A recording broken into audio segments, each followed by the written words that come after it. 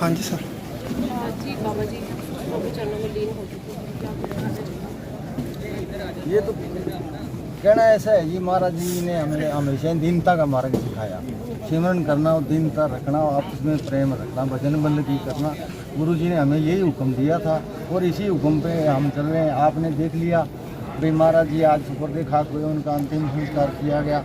लाखों की संख्या में लोग थे, किसी ने कोई शोर शराबा नहीं किया। यही हमने संगत से प्रार्थना की थी, यही प्रशासन ने हमारे से प्रार्थना की थी। हमने प्रशासन का सहयोग किया, प्रशासन ने हमारा सहयोग। बाबा जी के बाद अब जो कोई भी गद्दी पे बैठेगा उन्हें आप लोगों की तरफ से किस प्रकार से कैसा प्यार दिया जाएगा? देखो, संगत को प्यार तो वैसा ही मिलेगा जी जो पहले था। मतलब जो गद्दी पे बैठे उनको भी, हाँ, उनको जो गद्दी पे बैठेंगे, गद्दी पे देखो, गद्दी का मामला ऐसा है जी कि डेरे के जो पुराने साधु हैं और संगत है सारी, और जगमाल वाली पिपली सीर आसपास के 4-5 गांव हैं, इनके मौजी आदमी बैठ के जिसको चुनेंगे उसको गद्दी पर बिठा के और वो उसके हुक्म में रहे।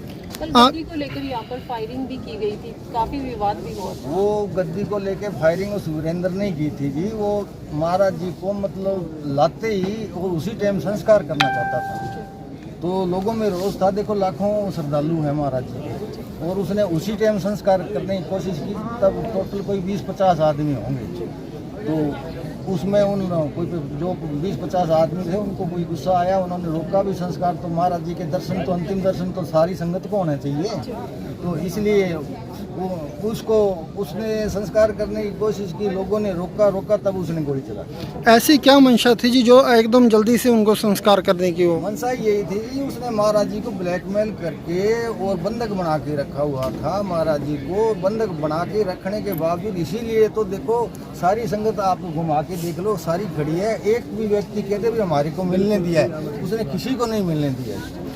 आप पिछले 3-4 दिनों से लगातार आप भी संगत को सोशल मीडिया के जरिए से जागरूक करने इस बात को लेकर, क्या कुछ संगत का क्या कहना है इस गद्दी को लेकर? नहीं, संगत तो ये आप पास ही खड़ी है जी, पूछ लो भाई संगत क्या चाहती है।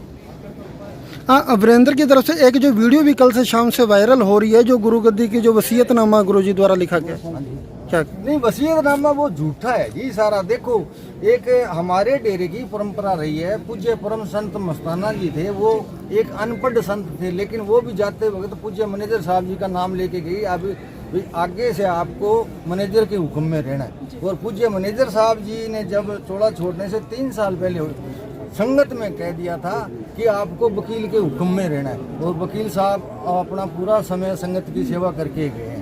और अगर वकील साहब उसको देना चाहते तो वकील साहब को किसी ने रोका थोड़ी था। वकील साहब की गद्दी थी, हमें तो मंजूर था, वो किसी को कह देते, लेकिन उन्होंने बोल के तो कहा ही नहीं किसी को, ना कोई संगत में कहा, ना किसी व्यक्ति विशेष को कहा, किसी को नहीं कहा भाई इसको हम गद्दी दे रहे हैं। आपके हिसाब से संगत किसको गद्दी पे देखना चाहती है? नहीं, वो तो देखो जी, अब संगत का मामला है, मैं अकेला निर्णय इस पर नहीं ले सकता हूँ। जी, धन्यवाद।